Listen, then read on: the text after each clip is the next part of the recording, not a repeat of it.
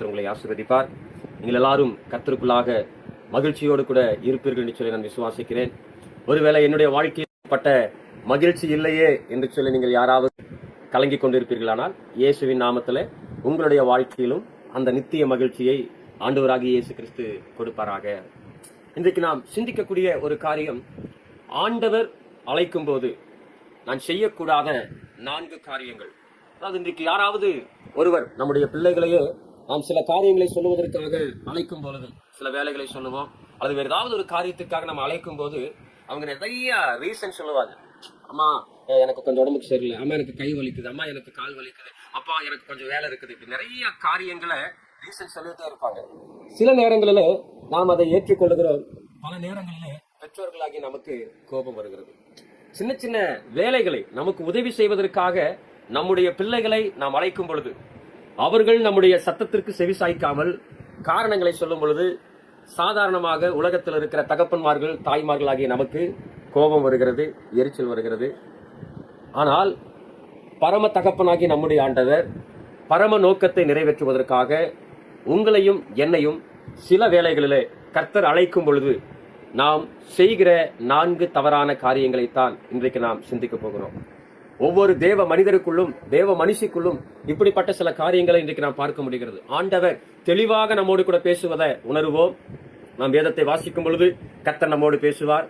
அல்லது ஞாயிற்றுக்கிழமை நாளிலே ஆலயத்தில் தேவனுடைய வார்த்தைகளை கேட்கும் பொழுது ஆண்டவர் நம்மோடு கூட பேசுவார். அல்லது வெளியே ஏதாவது ஒரு சிறப்பு கன்வென்ஷன் கூட்டம், சிறப்பான கர்த்தருடைய வார்த்தைகளை எங்கேயாவது நாம் கேட்கிற இடத்துல, ஒருவேளை தொலைக்காட்சியிலேயோ செல்போன்லயோ வேற ஏதாவது ஒரு விதத்துல கர்த்தருடைய வார்த்தையை நீங்களும் நானும் கேட்கும் பொழுது சில சமயங்களிலே ஆண்டவர் நம்மோடு கூட தெளிவாக பேசுவதை நாம் உணர்வோம், அறிந்தும் இருப்போம்.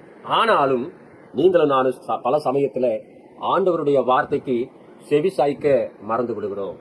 கர்த்தருடைய வார்த்தைக்கு நாம் முக்கியத்துவம் கொடுப்பதற்கு மறந்து விடுகிறோம்.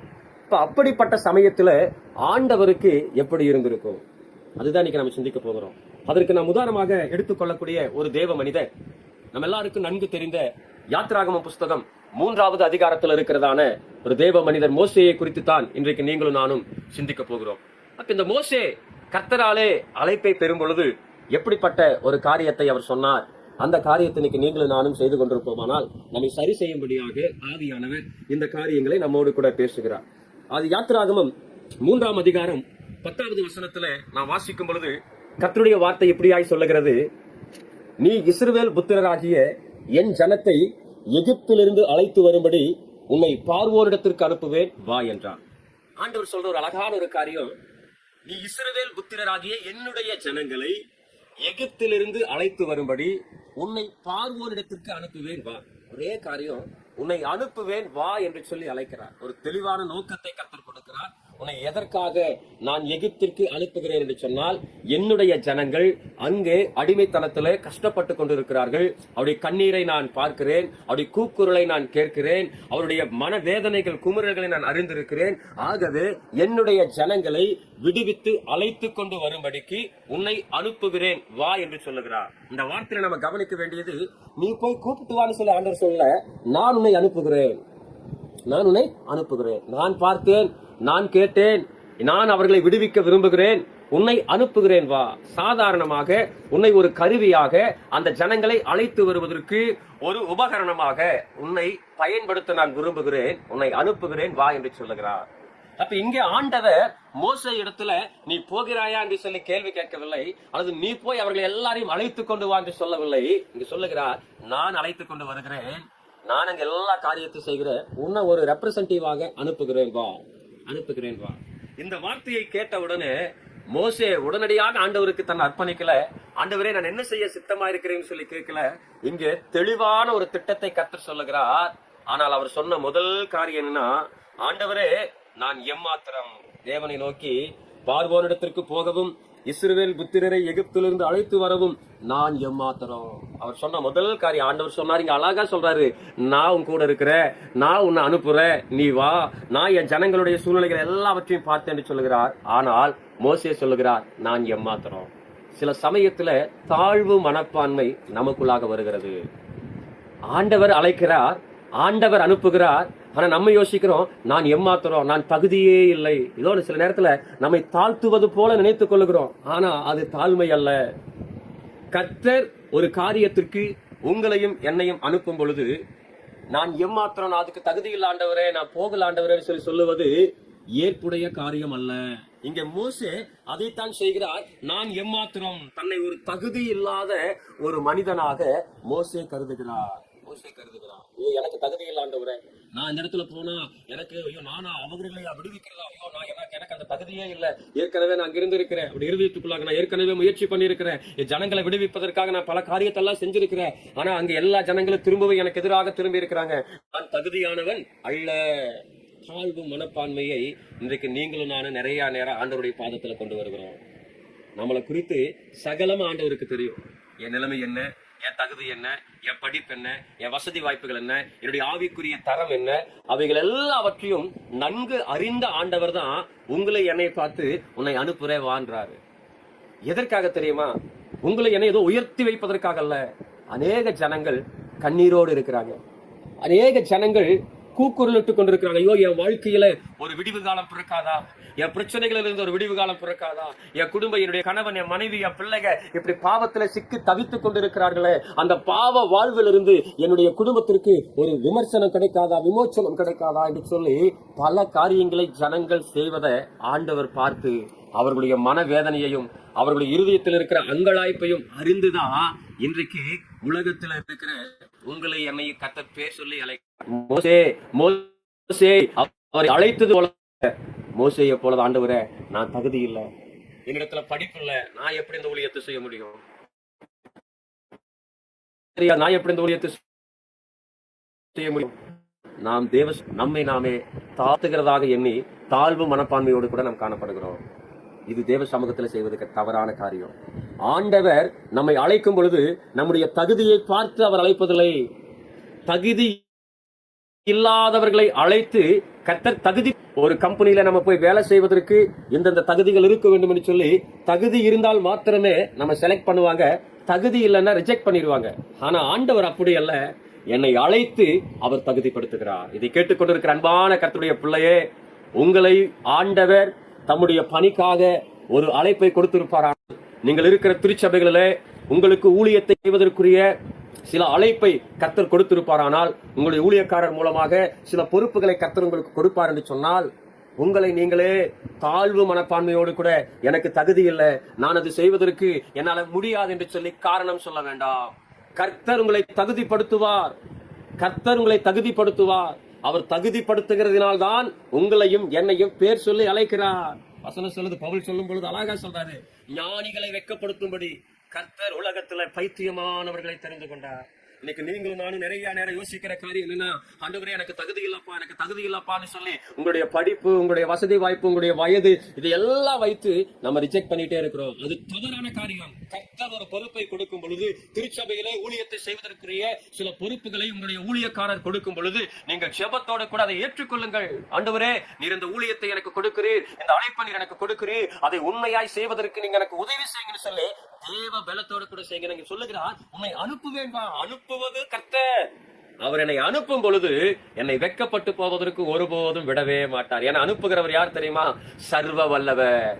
என்னை அனுப்புகிறவர், என்னை பேர் சொல்லி அழைக்கிறவர் சர்வ வல்லவர். அவர் எல்லாவற்றையும் செய்வதற்கு ஆற்றலுடையவராயிருக்கிறார். அந்த தெய்வம் தான் நம்ம இந்த உலகத்துல சில காரியங்களை செய்வதற்கு, ஊழியங்களை செய்வதற்கு சில பொறுப்புகளை கர்த்தர் நமக்கு கொடுக்கும் பொழுது தாழ்வு மனப்பான்மையோடு நான் எம்மாத்திரம் என்று ரிஜெக்ட் பண்ணுவது தவறான காரியம்.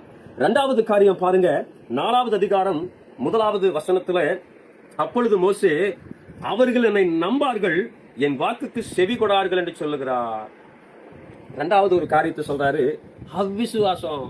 ஆண்டவரே அவங்க என்ன நம்ப மாட்டாங்க, என் வார்த்தைக்கு செவி கொடுக்க மாட்டாங்க. முதல் காரியம் சொல்றா, நான் ஏமாத்திரம் ஆண்டவர்னு சொல்லி தன்னைத்தானே ஒரு தாழ்வு மனப்பான்மையோடு தகுதி இல்லாதவனாக கருதுகிறார். ஆனா ஆண்டவர் சொல்றாரு, நான் உன் கூட இருக்கிற மகனே, நான் உன் கூட இருக்கிற, நீ கட்டாயம் இந்த ஜனங்களை அழைத்துக் கொண்டு வருவ, இதே இடத்துல அவர்கள் எனக்கு ஆராதனை செய்வார்கள், அதுதான் அடையாளம். இன்னைக்கு நீங்க தாழ்வு மனப்பான்மையோடு கூட நீங்க இருந்தீங்கன்னா, ஐயோ என்னால அது முடியாதுன்னு சொல்லி நீங்க நினைச்சிட்டு இருந்தீங்கன்னா, கர்த்தர் சொல்லுகிறார், இல்ல, உங்களோடு ஆண்டவர் இருக்கிறார், உங்களோடு ஆண்டவர் இருக்கிறார். கர்த்தராகிய தெய்வம் சொல்றார், நான் உன்னோடு இருக்கிற மகனே, நான் உன்னோடு இருக்கிற மகளே. இதோ இந்த உலகத்துல ஒரு கூட்ட ஜனங்களை நீ பாவத்தின் வாழ்விலிருந்து விடுவித்துக் கொண்டு வந்து அவர்களை என்னை ஆராதிக்க செய்யக்கூடிய காரியத்தை உன்னை கொண்டு செய்வேன். இதுதான் அடையாளம், இதுதான் அடையாளம். அவர்கள் பாவத்துல வாழ்ந்து கொண்டிருக்காங்க, கண்ணீரில வாழ்ந்து கொண்டிருக்காங்க, கவலையில வாழ்ந்து கொண்டிருக்காங்க. அவர்களுக்கு ஒரு விடுதலையை கொடுத்து அழைத்து கொண்டு வந்து நீ ஆராதிக்க வைப்பா. இதுவே அடையாளம் என்று சொல்லுகிறார். இரண்டாவது சொல்றா, அவிசுவாசம். என்னை நம்பார்கள் ஆண்டவரே, என் வார்த்தைக்கு அவங்க செவி சாய்க்க மாட்டாங்க ஆண்டவரே என்று சொல்லி அவர்கள் இரண்டாவதாக ஒரு அவிசுவாசத்தை மோசே வெளிப்படுத்துகிறார். அவிசுவாசத்தை மோசே வெளிப்படுத்துகிறார். உடனே ஆண்டவர் அந்த இடத்துல தன்னுடைய அற்புதத்தை காண்பிக்கிறார். உன் கையில என்ன இருக்கு? என் கையில கோல் இருக்குது ஆண்டவரே. அந்த கோலை கீழே போட்டு சொல்லி கோலை கீழ் போட்ட உடனே அது சர்ப்பமாக, பாம்பாக மாறுகிறது. அந்த வாளை பிடித்த உடனே திரும்பவும் அது கோலாக மாறுகிறது. உன் கையை மடியிலே போடு என்று சொல்லுகிறான். மடியிலே போட்ட உடனே வெண்குஷ்டம் பிடித்தது போல கை மாறுகிறது. திரும்ப மடியிலே போடு என்று சொன்ன உடனே பழையபடி கை மாறுகிறது. இந்த இடத்துல என்னை நம்பார்கள் என்று சொல்லும் பொழுது ஆண்டவர் ஒரு காரியத்தை உணர்த்த விரும்புகிறார். நான் உன் மூலமாக அற்புதங்களை செய்து, அடையாளங்களை செய்து அவர்கள் என் மீது நம்பிக்கை கொள்ள வைப்பேன். அல்லேலூயா. இதுதான் கர்த்தருடைய காரியம். மோசே எங்க அவிசுவாசத்தோடு கூட சொல்லுகிறார், நம்பிக்கை கிடையாது, நான் போன என் சத்தத்துக்கு செவி சாய்க்க மாட்டாங்க, நான் சொன்னாலும் என் வார்த்தைக்கு அவர்கள் முக்கியத்துவம் கொடுக்க மாட்டாங்கன்னு சொல்லும் பொழுது, இது உன்னுடைய வார்த்தை அல்ல, இது நீ சொல்லுகிற வார்த்தை அல்ல, உன்னோடு நான் இருக்கிற, உன்னை கொண்டு அற்புதங்களை செய்வேன், உன்னை கொண்டு அற்புதங்களை செய்வேன். இன்னைக்கு ஒருவேளை தகுதி இல்லாதவன் நான் என்கிறதான ஒரு தாழ்வு மனப்பான்மையும் அவிசுவாசையோ, நான் ஜெபம் பண்ணி எனக்கு அற்புதம் நடக்க போகுது, நான் போய் சுவிசேஷத்தை சொல்லி அவங்க மனம் திரும்ப போறாங்க, நான் போய் வசனத்தை சொன்னா அவங்க கேட்பாங்களா, ஐயோ அவங்க கஷ்டப்படுறாங்க, நான் போய் ஏதாவது ஒரு ஆலோசனை சொன்னா ஒருவேளை நான் தப்பா நினைச்சிருவாங்களோ, நான் போய் ஏதாவது ஒன்று சொன்னா எனக்கு குறித்து தவறாக ஒரு எண்ணங்கள் வந்து விடுமோன்னு சொல்லி அநேக நேரம் ஒரு காரியத்தை செய்வதற்கு முன்பதாகவே நெகட்டிவ் தாட்ஸ் நிறைய நமக்குள்ள வருகிறது. அவிசுவாசம், அந்த அவிசுவாசமான எண்ணங்கள் அதிகமாக நம்முடைய வாழ்க்கையில வரும் பொழுதெல்லாம் மோசே இந்த இடத்துல ஒரு முன்னுதாரணமாக நிற்கிறார். அதான் ஆண்டவர் என்னை நம்ப மாட்டாங்க, சர்வ வல்லவர் அழைக்கிறார், இருக்கிறவராகவே இருக்கிறேன் என்று சொல்லுகிறார், நான் உன்னோடு இருக்கிறேன் வாக்கு கொடுக்கிறார். ஆனாலும் அவர் சொல்லுகிறார், என்ன நம்ப மாட்டாங்க ஆண்டவரே. அவிசுவாசம். இன்னைக்கு நிறைய சமயத்துல கர்த்தர் நம்மை அழைக்கும் பொழுது, தெய்வம் நம்மிடத்துல சில பொறுப்புகளை கொடுக்கும் பொழுது நமக்குள்ளாக அவிசுவாசம் வருகிறது. இது இரண்டாவது காரியமாக ஆண்டவருக்கு பிடிக்காத காரியம். தெய்வம் நம்மை அழைக்கும் பொழுது, கர்த்தர் நமக்கு சில பொறுப்புகளை கொடுக்கும் பொழுது நமக்குள்ளாக அவிசுவாசம் வரக்கூடாது, அவநம்பிக்கை வரக்கூடாது, நம்பிக்கை இல்லாத சூழ்நிலை வரக்கூடாது. ஏனென்றால் அழைக்கிறவர் ஆண்டவர், அனுப்புகிறவர் ஆண்டவர். அவர் சொல்லுகிறார், நான் உன் மூலமாக அற்புதங்களை செய்வேன். மோசே எந்த அற்புதமும் செய்ய முடியாது, மோசே எந்த அடையாளமும் செய்ய முடியாது. ஆனா தெய்வம் சொல்லுகிறார் இந்த இடத்துல, உன் மூலமாக நான் அற்புதமாய் செய்வேன். உன்னோடு கூட இருந்த செய்கிற காரியங்கள் பயங்கரமா இருக்கும். இங்க ஒரு சாம்பிள் தான் கர்த்தர் காட்டுகிறார். அந்த சாதாரண ஒரு கோல் பாம்பாக மாறுவதும், கை குஷ்டமாக மாறி மீண்டும் சரியாவதும் ஒரு சாதாரணமான ஒரு சாம்பிள் தான். ஆனா அங்கே போனதற்கு பிறகு கர்த்தர் பல அற்புதங்களை, 10 வகையான வாதைகளை கொடுத்து ஜனங்களை விடுவிக்க வைக்கிறார். ஏனென்றால் செய்கிறவர் சர்வ வல்லவர். ஆகவே ஆண்டவர் உங்களுக்கும் எனக்கும் அழைப்பை கொடுக்கும் பொழுது, சில வாய்ப்புகளை கொடுக்கும் பொழுது, சில ஊழியங்களை செய்வதற்குரிய தருணங்களை கொடுக்கும் பொழுது, அங்கே இருக்கிற சூழ்நிலைகளை பார்த்து நாம் பயப்படக்கூடாது.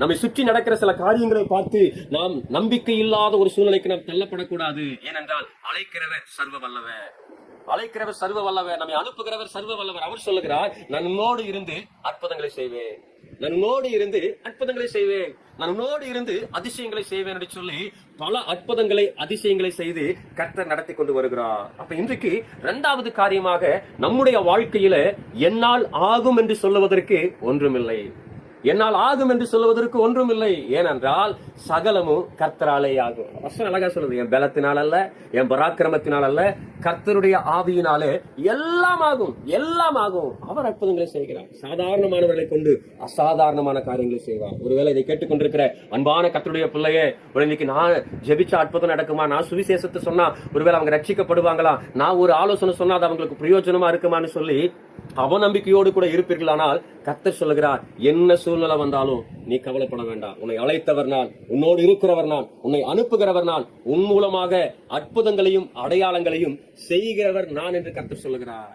நம்முடைய அவிசுவாசம், அவநம்பிக்கை மாறும்படியாக கர்த்தர் சொல்லுகிறார், நான் உன்னோடு இருக்கிறேன், நான் உன்னை கொண்டு பல அற்புதங்களை செய்ய போகிறேன்னு சொல்லி. இதை கேட்டுக்கொண்டிருக்கிற தேவ பிள்ளையே, நீங்களும் நானும் சாதாரண ஜனங்களா இருக்கலாம், சாதாரண இடத்துல இருக்கலாம், சாதாரண ஒரு மக்களாக இருக்கலாம், அல்லது நன்கு படித்து நல்ல வேலையில இருக்கிறவர்களா இருக்கலாம். ஆனால் கர்த்தர் சொல்லுகிறார், அது நிமித்தமாக அல்ல, என்னுடைய வல்லமையை உன் மூலமாக விளங்க பண்ணுவேன், என்னுடைய அற்புத அடையாளங்களை உன் மூலமாக நான் விளங்க பண்ணி நான் மெய்யான தெய்வம் என்பதை ஜனங்கள் அறிந்து கொள்ளும்படியாகவும் அவர்களுடைய பாவ வாழ்விலிருந்து அவர்களை விடுவித்து அழைத்துக் கொண்டு வரும்படியாகவும் இந்த அழைப்பை உங்களுக்கு நான் கொடுக்கிறேன் என்று கர்த்தர் சொல்லுகிறார். ஆகவே சூழ்நிலைகளுடைய காரணங்கள், நம்மை சுற்றி இருக்கிற ஜனங்கள், நமக்கு இருக்கிற நெருக்கடிகள், இவைகள் எல்லாம் வச்சு பார்த்து நாம் பயந்து போய்விடக்கூடாது, அவிசுவாசப்படக்கூடாது. அதனாலதான் புதிய ஏற்பாட்டில் இயேசு கிறிஸ்து பேதுருவை பார்த்து சொல்லுகிறார், அவிசுவாசியே ஏன் சந்தேகப்பட்டாய், அப்ப விசுவாசியே ஏன் சந்தேகப்பட்டாய், கடலை பார்த்து புயலை பார்த்து நீ ஏன் பயப்பட்ட, ஏன் மூழ்கி போய்வேன்னு சொல்லி நினைச்ச, நான் உன்னோடு தான் இருக்கிறேன், உனக்கு முன்பாக தான் இருக்கிறேன் என்று சொல்லி கடிந்து கொள்ளுகிறார். அதே போலத்தான் கர்த்தரனுக்கு உங்களையும் என்னையும் அழைக்கும் பொழுது, பொறுப்புகளை கொடுக்கும் பொழுது அவநம்பிக்கையோடு கூட அவிசுவாசத்தோடு கூட என்னால் அது முடியாதே என்று சொல்லி நீங்க சொல்ல வேண்டாம், ஐயோ அதை செய்வதற்குரிய பலன் இல்லைன்னு சொல்லி சொல்ல வேண்டாம். கர்த்தர் சொல்லுகிறார், நான் உன்னோடு கூட இருந்து அற்புதங்களை செய்வேன், உன்னோடு கூட இருந்து அதிசயங்களை செய்வேன் என்று சொல்லி. அப்ப முதல் காரியம் தாழ்வு மனப்பான்மை வேண்டாம், நான் உன்னோடு இருக்கிறேன் என்று சொல்லுகிறார். இரண்டாவது அவிசுவாசம் வேண்டாம், நான் உன்னோடு இருந்து அற்புதங்களை செய்வேன் என்று சொல்லுகிறார். மூணாவது காரியம் பாருங்க, 10வது வசனத்துல சொல்லுகிறார், 4ஆம் அதிகாரத்துல, நான் மந்த நாவும் திக்குவாயும் உள்ளவன் என்று சொல்லுகிறார். ஆண்டவரே, நான் திக்குவாயும் மந்த நாவும் உள்ளவன். மூணாவது ஒரு காரியம் சொல்லும் பொழுது தன்னுடைய சரீர குறைகளை முன்வைக்கிறார். ஃபர்ஸ்ட் தாழ்வு மனப்பான்மை, ரெண்டாவது அவிசுவாசம். இப்ப ஆண்டு சொல்லிட்டாரு, நான் கூட இருக்கிற அற்புதங்களை செய்வேன், ஆண்டவரே எனக்கு நாக்கு சரியில்லை, நான் மந்த நாவுடையவன், திக்குவாய் எனக்கு என்னால கரெக்டா பேச முடியாதுன்னு சொல்லி தன் சரீரத்தில் இருக்கிற குறைகளை காரணமாக காட்டுகிறார். அப்ப ஆண்டவர் திரும்ப அவருக்கும் பதில் கொடுக்கிறார். சரீரத்தை உருவாக்கியவர் யார்? நான் தானே. சரீரத்தில் இருக்கிற ஒவ்வொரு உறுப்புகளை உருவாக்கினவர் யார்? நான் தானே. உனக்கு நான் பலன் கொடுப்பேன் என்று சொல்லுகிறார். இன்னைக்கு நிறைய நேரம் மூணாவது நம்ம சொல்ற ஒரு ரீசன் என்னன்னா, நம்முடைய சரீரத்தில் இருக்கிற சில பலவீனங்கள், வயது மூப்பை ஒரு காரணமாக சொல்லுகிறோம், அல்லது வயது குறைவாக இருப்பது ஒரு காரணமாக சொல்லுகிறோம், அல்லது சரீரத்தில் இருக்கிற சில குறைவுகளை காரணமாக சொல்லுகிறோம். ஆனா வசனம் சொல்லுகிறது, சரீரத்தை உருவாக்கினவர் யார்? அவயவங்களை உருவாக்கினவர் யார்? ஆண்டவர் அல்லவா? அப்ப அந்த ஆண்டவர் இந்த மந்தனாவை மாற்ற மாட்டாரா? அந்த ஆண்டவர் இந்த திக்குவாயை மாற்ற மாட்டாரா? ஐயோ எனக்கு பேசவே தெரியாதுங்க, நிறைய பேர் சொல்லுவோம், ஐயோ அந்த அளவுக்கு எனக்கு பேச தெரியாது. அந்த அளவுக்கு கர்த்தருடைய ஆண்டவர் சொல்லுகிறார், நீங்க போங்க, நான் நாவோடு கூட வார்த்தையை வைக்கிறேன். அதிகமாய் சொல்லப்படுகிற வார்த்தை அவர் அழைக்கும் போதெல்லாம், தீர்க்க தரிசன புஸ்தகத்துல வாசிக்கும் பொழுது கர்த்தர் தம்முடைய வார்த்தைகளை நாவிலே வைக்கிறார். அப்ப இங்க என்னுடைய சரீரத்தில் இருக்கிற பலவீனங்கள் ஒரு குறைவுக்கு காரணமே இல்லை, என்னுடைய வயது ஒரு காரணமே இல்லை. இயேசு கிறிஸ்து அவர் உலகத்துல வாழும் பொழுது அவர் ஊழியத்தை செய்கிற சிறு வயதிலிருந்து அவர் கர்த்தருடைய ஊழியத்தை செய்ய ஆரம்பித்தார். மோசே இங்க அழைக்கும் பொழுது 80 வயதுல மோசையை கர்த்தர் ஊழியத்திற்கு அழைக்கிறார். அப்ப இன்னைக்கு வயது மூப்பு ஒரு தடையே கிடையாது. எந்த வயதில் இருந்தாலும் கர்த்தர் எடுத்து பயன்படுத்துவார். இன்னைக்கு நீங்க கேட்டுக்கொண்டிருக்கிற சிறு பிள்ளைகளா இருக்கலாம், வாலிபர்களா இருக்கலாம், வயதானவர்களா இருக்கலாம், படித்தவர்களா இருக்கலாம், படிக்காதவர்களா இருக்கலாம், ஏழையா இருக்கலாம், பணக்காரர்களா இருக்கலாம், ஒருவேளை ஆவியில நல்ல பலன் அடைந்தவர்களா இருக்கலாம், அல்லது ஆவியில பலன் இன்னும் இல்லாதவர்களா இருக்கலாம். கர்த்தர் சொல்லுகிறார், நான் உனக்கு பலன் கொடுப்பேன்.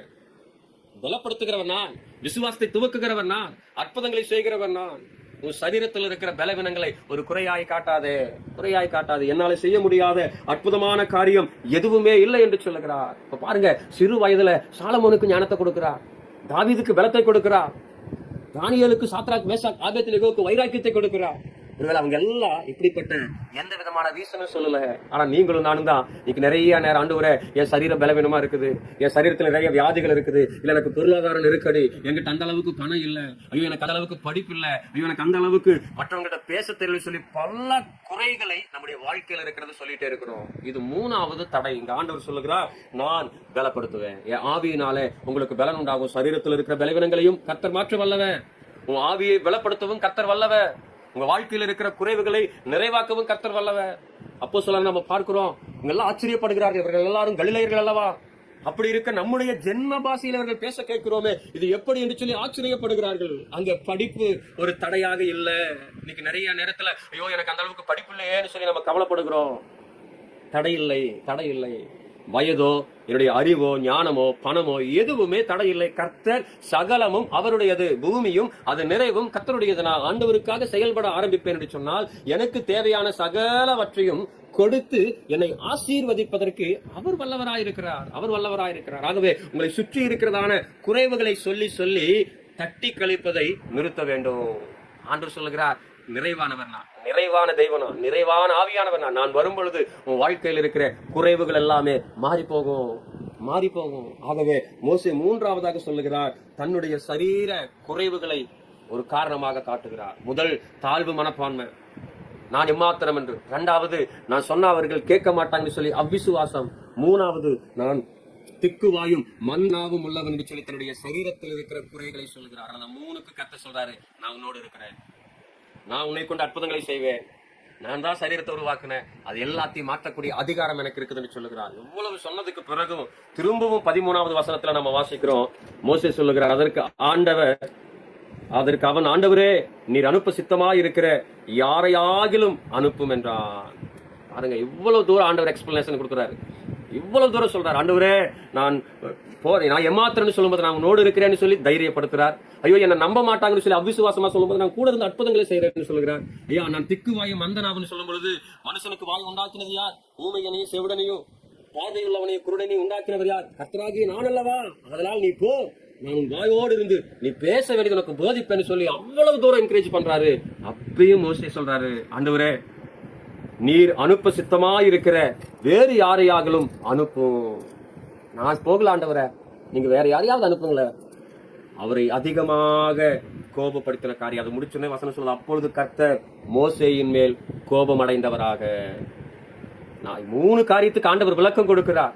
நான் நோடு இருக்கிறேங்கிற ஒரு தைரியத்தையும் ஒரு தெளிவையும் கொடுக்கிறார். ஆனா மோசே பைனல ஒரு காரியத்தை சொல்றார், ஆண்டவரே, உங்களுக்கு விருப்பமான வேற யாரையாவது நீங்க அனுப்புங்களேன்.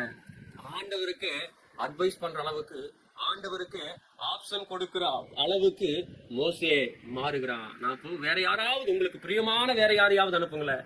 ஆண்டவருக்கு பிரியமா இருந்ததாலதான் மோசேயை கர்த்தர் செலக்ட் பண்றாரு, மோசே அனுப்ப நினைக்கிறார். ஆனா மோசேயோ அதை உணர்ந்து கொள்ளாமல் உமக்கு சித்தமான வேறு யாரையாகலும் அனுப்பும் என்று சொல்லி கேட்கிறார். இன்னைக்கு நிறைய நேரம் தேவ பிள்ளையே, நீங்களும் நானும் செய்யற ஒரு பெரிய தவறு இதுதான். கர்த்தர் நமக்கு சில அழைப்பை கொடுக்கும் போது திருச்சபையில சொல்லுவோம், ஐயா, வேற யாரையாவது பாட சொல்லுங்களேன், வேற யாரையாவது ஜெபிக்க சொல்லுங்களேன், வேற யாரையாவது செய்தி கொடுக்க சொல்லுங்களேன், வேற யாருக்காவது இந்த காரியத்தை கொடுங்களேன்னு சொல்லி நமக்கு கொடுக்கிறதான அந்த அழைப்பை நிராகரித்து அதை வேறு யாருக்காவது கொடுங்களேன்னு சொல்லி நம்ம தட்டி கழிக்கிறவர்களாக இருக்கிறோம். ஆண்டவர் கோபப்படுகிறார். ஏனென்றால் உங்ககிட்ட ஏன் கர்த்தர் அந்த அழைப்பை கொடுக்கிறார், ஏன் அந்த பொறுப்பை கொடுக்கிறார்னா, உங்கள் மூலமாக தன்னுடைய நாமத்தை மகிமைப்படுத்த கர்த்தர் விரும்புகிறார். அவருடைய வல்லமையான காரியங்களை வெளிப்படுத்த அவர் விரும்புகிறார். நீங்களும் நானும் ஒரு கருவிதான், நம்ம செய்யறது இல்ல. அதுதான் இந்த இடத்துல ஆண்டவர் தெளிவாக அவ்வளவு விளக்கம் கொடுக்கிறாரு. மோசே, நீ உன்னை அனுப்புறேன், நீ போனா போதும், அவ்வளவுதான், மத்ததெல்லாம் நான் பாத்துக்கிறேன், மத்ததெல்லாம் நான் செய்யறேன். அந்த ஜனங்களை விடுவிக்க வேண்டியது ஏன் பொறுப்பு, பார்வோனோடு கூட பேச வேண்டியது ஏன் பொறுப்பு, பார்வோனோட இருதயத்தை கடினப்படுத்துவது ஏன் பொறுப்பு, பார்வோனே வாயால போன்னு சொல்ல வேண்டியது ஏன் பொறுப்பு, எல்லாமே நான் செய்யறேன், நீ ஜஸ்ட் போனா போதும், நீ போய் நின்னா போதும். ஆனா அதுக்கே எவ்வளவு காரணத்தை சொல்லிக்கொண்டு கடைசியா சொல்றாங்க, வேறு யாரையாவது அனுப்புங்க ஆண்டவரை, வேறு யாரையாவது அனுப்புங்க. இதை கேட்டுக்கொண்டிருக்கிற தேவ பிள்ளைய யோசித்து பாருங்க. நிறைய காரியத்துல நம்ம இந்த வார்த்தையை சொல்லி இருக்கிறோம் இல்லையா? நீங்க இந்த வார்த்தையை சொல்லியிருக்கீங்களா? ஐயா நான் இல்ல, அப்பா நான் இல்ல, வேற யாருக்காவது மற்றவர்களை நீங்க செய்ய சொல்லுங்களேன், மற்றவர்களுக்கு அதை கொடுங்களேன்னு சொல்லி நாம் தட்டி கழிக்கிறவர்களாக நிறைய நேரம் இருந்திருக்கிறோம். அங்கேதான் ஆண்டவருக்கு மோசே மீது கோபம் வருகிறது. கோபம் வந்ததுக்கு பிறகுதான் சொல்றாரு, உன் சகோதரனாகி ஆரோனை அழைத்து கொண்டு போ, அவன் உனக்கு வாயாக இருப்பான். பையனெல்லாம் அவர் சொல்லி அப்பயே விடல, நீதான் போகணும்னு சொல்லி கூட ஒரு ஆள் அனுப்பி நீ போன்னு சொல்லி அனுப்பி விட்டுட்டாரு. ஆனா கடைசி வார்த்தை சொல்லும் போது அவர் கோபம் பட்டார்னு சொல்லி வசனம் சொல்லுகிறது. மோசேயின் மீது கோபப்பட்டார். ஏன்னா இந்த 4 காரியமும் கடைசி 3 காரியத்துக்கு விளக்கம் கொடுக்கிறார். அப்பயும் அவன் உணர்வில்லாதவராக வேறு யாரையாக அனுப்பும். தேவ பிள்ளையே, கர்த்தர் உங்களுக்கு அழைப்பை கொடுக்கும் பொழுது தேவ வார்த்தையின் மூலமாக நீங்கள் ஆண்டவர் உங்களை ஊழியத்திற்கு அழைக்கிறார், அல்லது சில பொறுப்புகளை கர்த்தர் உங்களை கொடுக்கிறார், சில காரியங்களை உங்களை செய்ய சொல்லி தூண்டுகிறார் என்று சொல்லி உங்களுடைய ஆவியிலே ஆண்டவர் உணர்த்தும் பொழுது உங்களை நீங்களே தாழ்வு மனப்பான்மையோடு கூட எண்ணாமல், அவிசுவாசத்தோடு கூட இராமல், சரீரத்தில் இருக்கிற குறைகள், குடும்பத்தில் இருக்கிற சூழ்நிலைகள், இதெல்லாம் காரணம் காட்டாமல், இல்ல வேற யாராவது செய்யட்டும் என்று சொல்லி நினைக்காம அர்ப்பணிக்க வேண்டும். மோசே வேற யாரையாவது அனுப்புங்கன்னு சொல்லும்போது ஆண்டவர் கோபப்பட்டா. ஆனா நீங்க வேதத்துல வாசித்து பாருங்க, ஏசாயா தீர்க்க தரிசன புஸ்தகத்துல யாரை நான் அனுப்புவேன், யார் என் காரியமா போவாங்கன்னு சொல்லி தன்னுடைய இருதயத்தின் பாரத்தை குறித்து ஆண்டு பேசும்போது ஏசாயா சொல்ற, ஆண்டவரே என்னை அனுப்புங்க, நான் போகிறேன். தானாக முன் வந்து கர்த்தருடைய திட்டத்தை செய்வதற்கு, பணியை செய்வதற்கு ஒப்பு கொடுக்கிறார். ஆனா இவ்வளவு தூரம் உற்சாகப்படுத்தியும் விசுவாச வார்த்தைகளை ஆண்டவர் சொல்லியும் மோசே எங்க ஆண்டவரை வேறு யாரையாக அனுப்புங்கப்பான்னு சொல்றாங்க. ஆனா ஆண்டவர் விடல. நீ ஆரோனை கூப்பிட்டு போ, ஆரோனுக்கு வாயாக இருப்பான்னு சொல்லி திரும்பவும் கர்த்தரங்கே அனுப்பி தெய்வத்துடைய திட்டத்தை அவர் நிறைவேற்றுகிறார். மோசே மூலமாக நம்முடைய நாமத்தை விளங்க பண்ணுகிறார். வல்லமையான காரியத்தை அவர் சொன்ன அத்தனை காரியத்தையும் நிறைவேற்றுகிறார். மோசேயோடு ஆண்டவர் இருந்தார். மோசே மூலமாக அற்புதங்களை செய்தார். மோசேயுடைய பலவீனங்கள், சரீர குறைவுகள் எல்லாத்தையும் அவர் சொன்ன அத்தனையும் மாற்றி ஜனங்களை அழைத்து கொண்டு வந்து மகிமையான காரியங்களை காண செய்தார். ஏனென்றால் கர்த்தர் மோசேயை முன்குறித்தார். இதை கேட்டுக்கொண்டிருக்கிற அன்பான கர்த்தருடைய பிள்ளையே, ஆண்டவர் உங்களை முன்குறித்திருக்கிறார். ஆண்டவர் உங்களை பேர் சொல்லி அழைத்திருக்கிறார். தாயின் கருவில உருவாகுவதற்கு முன்பதாகவே உங்களுக்கு இந்த வேலை, உங்களுக்கு இந்த ஊழியம், உங்களுக்கு இந்த பொறுப்பு, நீங்கள் தான் இந்த பணியை செய்ய வேண்டும் என்கிற திட்டத்தை கர்த்தர் உங்கள் மீது வைத்திருக்கிறார். நீங்கள் நிராகரிக்க வேண்டாம். கர்த்தரை கோபப்படுத்த வேண்டாம். உங்களுடைய வேலை ஸ்தலங்களிலே கர்த்தர் சில பொறுப்பு கொடுத்து உயர்த்த நினைக்கும் பொழுது நீங்கள் தட்டி கழிக்க வேண்டாம். உங்களுடைய திருச்சபைகளிலே உங்களுடைய ஊழியக்கார சில ஊழியங்களை செய்ய சொல்லி உங்களை உற்சாகப்படுத்தும் பொழுது அதை நிராகரிக்க வேண்டாம். அதை செய்வதற்கு அர்ப்பணியுங்க. அப்பனை ஆண்டவரே நான் போகிறேன்னு சொல்லி ஏசாயா சொன்னது போல, ஆண்டவரே உமக்காக நான் எதையாவது செய்ய வேண்டும். தானாக முன்வந்து சில காரியங்களை செய்து பாருங்கள். அதை செய்வதற்குரிய ஞானத்தையும் அதை செய்வதற்குரிய பலனையும் ஆண்டவர்களுக்கு தந்து தம்முடைய வல்லமையை உங்கள் மீது உங்கள் மூலமாக தம்முடைய நாமத்தை வெளியரங்கமாக்குவார். வல்லமையை வெளிப்படுத்துவார். உங்களை கொண்டு பலத்த காரியங்களை செய்வதற்கு அவர் வல்லமையுள்ளவராக இருக்கிறார். புதிய ஏற்பாட்டில் அப்போஸ்தலர் 9ஆம் அதிகாரத்துல பவுலை சந்திக்கும் பொழுது பவுல் சொன்ன முதல் வார்த்தை, ஆண்டவரே நான் ஏற்றமாக இருக்கிறேன். உடனடியாக ஆண்டவருடைய கரத்துல தன்னை அர்ப்பணித்து நான் என்ன செய்யணும் ஆண்டவரை சொல்லுங்கன்னு சொல்லி தெய்வத்துடைய திட்டத்தை அவர் கேட்டவராக இருக்கிறார். அப்போ இன்றைக்கு நீங்களும் நானும் என்ன சொல்ல போகிறோம் சிந்தித்து பாருங்க. மோசேயை கர்த்தர் அழைக்கும் பொழுது நான் எம்மாத்திரம் தாழ்வு மனப்பான்மை, என்னை நம்பார்கள் அவிசுவாசம், நான் மந்தனாவுக்கு வாய் உள்ளவன், நான் சரீர குறை, வேறு யாரையாவது அனுப்புங்க. இப்படிப்பட்ட காரணங்களை சொல்ல போகிறோமா?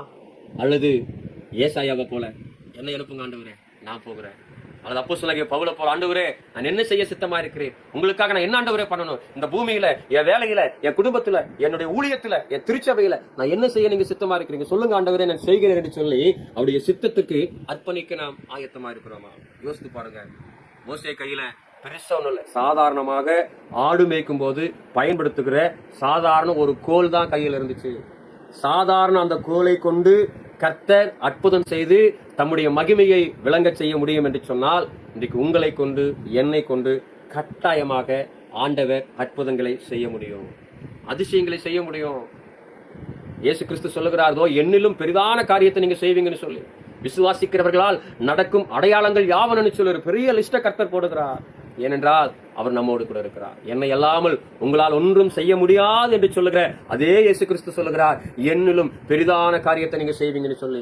ஆகவே அன்பான தேவ பிள்ளையே, கர்த்தர் உங்களை அழைக்கும் பொழுது, ஆண்டவர் ஊழிய பொறுப்புகளை சிலவற்றை நாம் கொடுக்கும் பொழுது, நீங்களும் நானும் காரணங்களை சொல்லி தட்டி கழிக்காமல், இந்த 4 காரியங்களை சொல்லி ஆண்டவரை கோபப்படுத்தாமல், அவருடைய இருதயத்தை சந்தோஷப்படுத்துகிற ஒரு மகனாக மகளாக நம் செய்ய வேண்டிய காரியம், ஆண்டவரை நான் என்னை அனுப்புங்க, நான் போறேன், எனக்கு இந்த வாய்ப்பு கொடுங்க ஆண்டவரை, நான் செய்யறேன், அப்பா நாங்க என்ன செய்ய சித்தமா இருக்கிறீங்க நீங்க சொல்லுங்க ஆண்டவரை சொல்லி நம்மை அர்ப்பணிக்கும் பொழுது கர்த்தர் பலத்த காரியங்களை செய்ய முடியும்.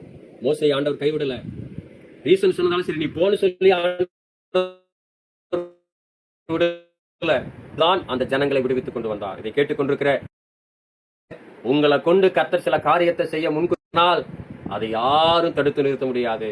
நம்ம எவ்வளவு ரீசன் சொல்லி இருந்தாலும் இன்னைக்கு ஆண்டவர் சொல்லுகிறார், இல்ல நீதான் மகனே, நீதா மகளே, நீதா, உன்னை கொண்டுதான் இந்த காரியத்தை நான் செய்ய விரும்புறேன், உங்களை கொண்டுதான் இந்த காரியத்தை நான் செய்ய விரும்புறேன், உங்களை கொண்டு மாத்திரமே இந்த அற்புதத்தை அடையாளத்தை நான் செய்ய விரும்புகிறேன்னு சொல்லி உங்களையும் என்னையும் ஒரு விரும்புகிறார். ஆகவே காரணங்கள் சொன்னது போதும், இதோட அந்த காரணத்தை எல்லாம் தூக்கி தூர வீசிட்டு ஆண்டவர் என்னோடு இருக்கிறார், என்னை கொண்டு கர்த்தர் பெரிய காரியத்தை செய்வார், என்னோடு இருந்து அவர் தம்முடைய வல்லமையான வார்த்தைகளை விளங்க பண்ணுவார், அவருடைய மகிமை என் மூலமாக வெளிப்பட போகிறது என்கிற விசுவாசத்தோடு கூட நம்ம அர்ப்பணிப்போம்.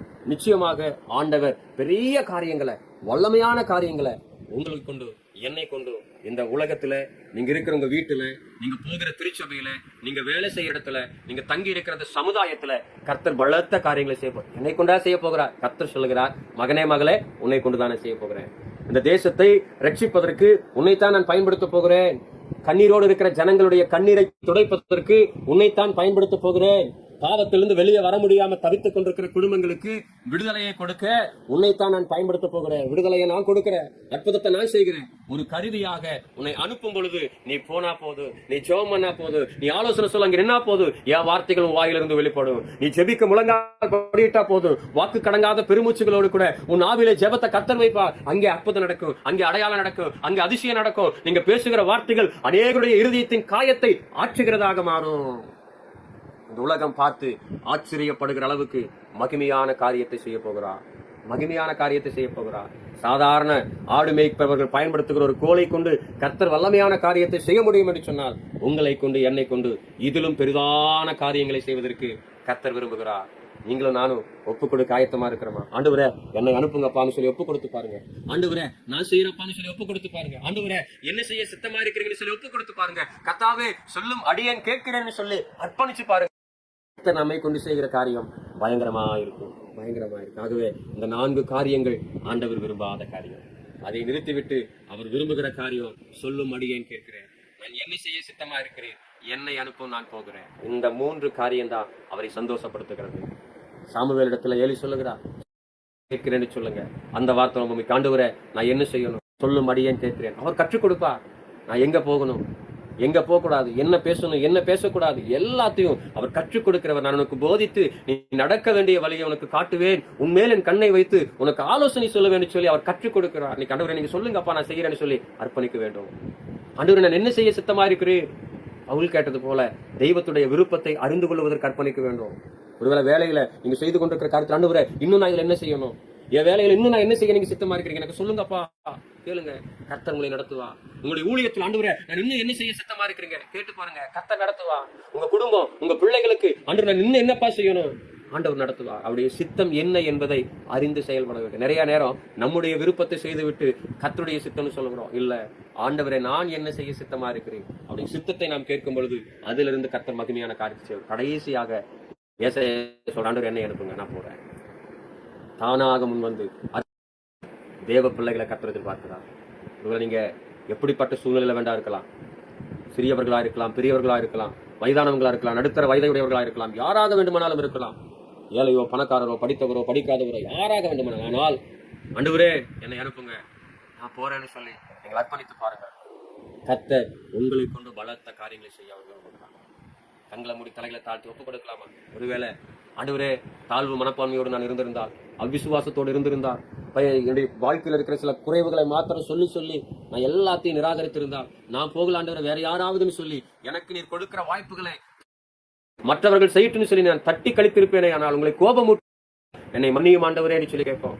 ஆண்டவர் இன்றைக்கு இந்த இரவு நேரத்தில் என்னை அர்ப்பணிக்கிறேன், சொல்லும் அடியேன் கேட்கிறேன் என்றும், நான் என்ன செய்ய சித்தமாயிருக்கிறேன் என்றும், என்னை அனுப்பும் நான் போகிறேன் என்று சொல்லி எங்களை அர்ப்பணிக்கிறேன் ஆண்டவரே, என்னை எடுத்து பயன்படுத்தும் சொல்லி ஒப்புக் கொடுப்போம். நிச்சயமாய் கர்த்தர் நம்மை கொண்டு பெரிய காரியங்களை செய்வார். செபிப்போமா? அன்பின் பரலோக தகப்பனே, நன்மையான ஆசீர்வாதமான நேரத்திற்காக உமக்கு ஸ்தோத்திரம். உம்முடைய வார்த்தைகளுக்காக நன்றி செலுத்துகிறோம். இதோ சுவாமி, மோசேயை அழைத்தவர் நீர், முன்குறித்தவர் நீர், மோசேயோடு கூட இருந்து மகிமையான காரியங்களை செய்தவர் நீர். ஆனால் அழைக்கும் பொழுது மோசே சொன்னது போலவே நாங்கள் இன்னைக்கு நிறைய நேரம் தாழ்வு மனப்பான்மையோடும் அவிசுவாசமான இருதயத்தோடும் அப்பா எங்களுடைய வாழ்க்கையில் இருக்கிற சில குறைவுகளை ரீசனாக சொல்லி நிராகரிக்கிறவர்களாகவும், நாங்கள் செய்ய வேண்டிய ஊழியத்தை, பொறுப்புகளை, வேலைகளை பிறருக்கு ஆண்டவரே தகப்பனை தள்ளி விடுகிறவர்களாகவும் நாங்கள் இருந்திருக்கிறோம். எங்களை மன்னிப்பீராக. இது அந்த இரவு நேரத்துல ஆண்டவர் எங்களுக்கு வாக்கு கொடுக்கிறேன், நான் நோடு இருக்கிறேன், நான் அற்புத அடையாளங்களை செய்து மகிமைப்படுத்துவேன், உன் வாழ்க்கையில் இருக்கிற எல்லா குறைவுகளையும் நான் நிறைவாக்குவேன் என்று சொல்லி எங்களுக்கு வாக்கு கொடுத்திருக்கிறீங்கப்பா. அதை நம்பி விசுவாசத்தோடு கூட நாங்கள் செயல்பட எங்களுக்கு உதவி செய்யுங்க. இந்த வார்த்தைகளை கேட்டுக்கொண்டிருக்கிற ஒவ்வொரு மகனையும் மகளையும் ஆண்டவர் ஆசீர்வதிப்பீராக. நீர் முன்குறித்திருக்கிற திட்டம் உடைய பிள்ளைகளுடைய வாழ்க்கையில நிறைவேறட்டும் ஆண்டவரே. மோசே மீது இருந்த தரிசனத்தை மோசையை கொண்டு மாத்திரமே நிறைவேற்றினீரே சுவாமி. எவ்வளவு காரணங்கள் சொல்லியும் நீர் விடுதலையே தகப்பன திரும்பவுமாக நீர் முன்குறித்த பணியை செய்வதற்கு பலப்படுத்தி அனுப்பினது போலப்பா. ஒருவேளை இன்றைக்கு இதை கேட்டுக்கொண்டிருக்கிற பிள்ளைகள் நிராகரித்திருப்பீர்களானால் ஆண்டவரே அப்பா, அவங்க தள்ளி வைத்திருப்பார்கள் என்று சொன்னாலும் அது அடுத்தவர்கள் செய்யட்டும் என்று சொல்லி ஆண்டவரே அந்த காரியங்களை குறித்து அக்கறை இல்லாதவர்களாக இருந்திருந்தாலும் இயேசுவின் நாமத்துல மீண்டுமாய் ஆண்டவரே அவர்கள் பயன்படுத்தப்பட ஒப்புக் கொடுக்கணும். ஆவியாருடைய அபிஷேகம், ஆவியாருடைய வல்லமை ஆண்டவரே மீண்டுமாக தகப்பனே அவர்களை பற்றி எறிய கர்த்தர் உதவி செய்வீராக. மோசேயை பயன்படுத்தினது போல தகப்பனே சாமுவேலை பயன்படுத்தினது போல, அப்போஸ்தலனாகிய பவுலை பயன்படுத்தினது போல, ஏசாயா தீர்க்கதரிசியை பயன்படுத்தினது போல இதை கேட்டுக்கொண்டிருக்கிற ஒவ்வொரு மகனையும் மகளையும் கர்த்தர் பயன்படுத்துவீராக. சொல்லும் அடியேன் கேட்கிறேன் என்று அப்பா உங்க பாரத்தை நிறைவேற்றுவதற்கு என்னை அனுப்பும், நான் போகிறேன் என்று சொல்லி ஆண்டவரே தகப்பனே முன் வந்து செயல்பட எங்களை அர்ப்பணிக்கிறோம். நீர் துணையாயிரும், நீர் நடத்தும், நீர் பலப்படுத்தும், நீர் எங்களோடு கூட இருந்து அப்பா அந்த கடைசி நாட்களில் தேசத்திலே எழுப்புதல் அடையவும், அநேக ஆத்துமாக்கள் மனம் திரும்பி உடைய பாதத்திற்கு வந்து ஆண்டவரே ரட்சிக்கப்படவும் ஒரு கருவிகளாய் எங்களை எடுத்து பயன்படுத்துவீராக. பயன்படுத்துகிறார். இயேசு கிறிஸ்துவின் நாமத்தில் ஜெபிக்கிறோம். ஜெபம் கேளுங்கள் நல்ல பிதாவே. ஆமென், ஆமென், ஆமென். கர்த்தர் உங்களை எல்லாரையும் ஆசீர்வதிப்பார். நிச்சயமாகவே கர்த்தர் உங்களை முன்குறித்திருக்கிறார், பேர் சொல்லி அழைத்திருக்கிறார். ஆகவே எந்த காரணங்களும் சொல்லி ஆண்டவரை கோபப்படுத்தாமல், ஆண்டவரே நான் செய்கிறேன், எனக்கு கற்றுக் கொடுங்க, என்னோடு இருந்து நீங்க அற்புதங்களை செய்யுங்க, உங்க நாமத்தை மகிமைப்படுத்துங்க சொல்லி ஒப்பு கொடுப்போம். மகிமையான காரியங்களை நம்முடைய கண்கள் பார்க்கவும், இந்த தேசம் ரட்சிக்கப்படவும் எல்லாம் வல்ல ஆண்டவராக இயேசு கிறிஸ்து உங்கள் ஒவ்வொருவருக்கும் உதவி செய்வாராக. ஆமென். God bless you.